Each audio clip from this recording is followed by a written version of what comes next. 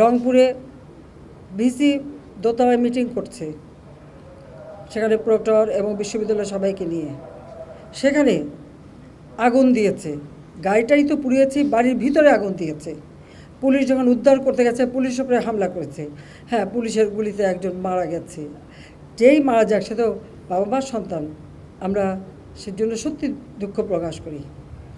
এবং তার বাড়ি রংপুর পীরগঞ্জ, ওখানে আমরা যাতে তার কাফন দাফন সব কিছু ব্যবস্থা করে দিয়েছিলাম। ছাত্রলীগের কয়েকজন নেতাকর্মীকে কিভাবে হত্যা করেছে। চট্টগ্রামে 6 তলার উপর থেকে ছুঁড়ে ছুঁড়ে নিচে ফেলেছে। যারা জীবন বাঁচাতে ঝুলে আছে জানলার শিক ধরে, তাদের উপরে পাথর মেরেছে, হাত পায়ের রগ কেটেছে, 7 জন ছাত্রকে হত্যা করেছে। এবং এইরকম হত্যাযোগ্য আরও অনেক জায়গায়, সব বিস্তারিত বলে বোধহয় শেষ করা যাবে না। পুলিশের গাড়ি, র্যাবের গাড়ির ভিতরে র্যাবকে যেভাবে হত্যা করা। গাজীপুরে আমাদের এক কর্মীকে শুধু মারেই নাই, হাসপাতালে চিকিৎসা করতে গেছে, সেখান থেকে বের করে নিয়ে এসে তাকে মেরে ঝুলিয়ে রেখে দিয়েছে পুলিশ। সেই উত্তরা ইসলামী হাসপাতাল চিকিৎসা করতে গেছে আহত পুলিশ, তাকে হাসপাতাল থেকে টেনে বের করে রাস্তায় ফেলে তাকে সেখানে কুপিয়ে কুপিয়ে হত্যা করেছে, পুলিশকে মেরে ঝুলিয়ে রেখেছে।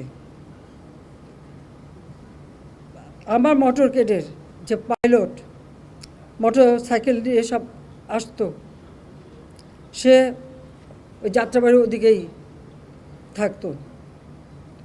ওখানে প্রত্যেক বাড়িতে বাড়িতে যেয়ে তারা খুঁজছে পুলিশের কেউ আছে কি না, আওয়ামী লীগের কেউ আছে কি না। ও যখন ওখান থেকে বের হয়ে আসছিল কাজে যাবে, তাকে সেখানে মেরে ফেলে রেখে দিয়েছিল। যখন এখানে আসে না, খোঁজ করে দেখে তার লাশ পড়ে আছে। এইভাবে একদিকে হত্যাকাণ্ড, একদিকে জ্বালাও পোড়াও।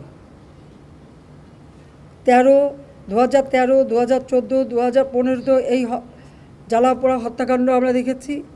আবার শুরু করলো এই 2024 সালে, যখন দেশটা এই দীর্ঘ 15টা বছর রাত দিন পরিশ্রম করে প্রতিটি প্রতিষ্ঠান তৈরি করেছি। এই প্রতিষ্ঠানগুলি কাদের জন্য? এদেশের মানুষের জন্য। তো এই প্রতিষ্ঠানগুলি তো মানুষকে সেবা দেয়, মানুষের জন্য কাজ করে, মানুষের রুজির ব্যবস্থা করে, মানুষের আয়ের পথ খুলে দিয়েছিল। সেই প্রতিষ্ঠানগুলি একে একে পুড়িয়ে ফেলা।